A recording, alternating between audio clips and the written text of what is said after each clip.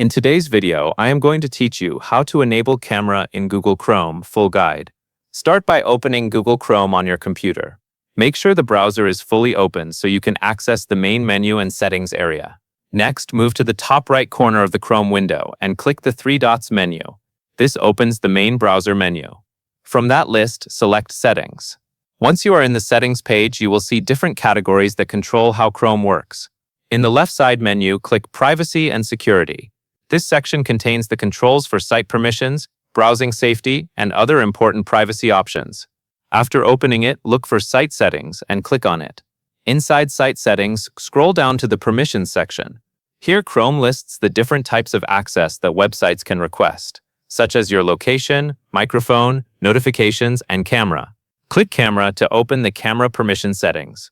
Now look for the option that says Sites can ask to use your camera, and make sure that this option is selected. When this setting is enabled, websites can request permission to use your camera instead of being blocked automatically. If a website still cannot use your camera after this, refresh the page and check whether Chrome shows a permission prompt near the address bar. You can then allow access for that specific site. Once this setting is turned on, Chrome will be ready to let websites ask for camera access when needed. That covers everything you need to know.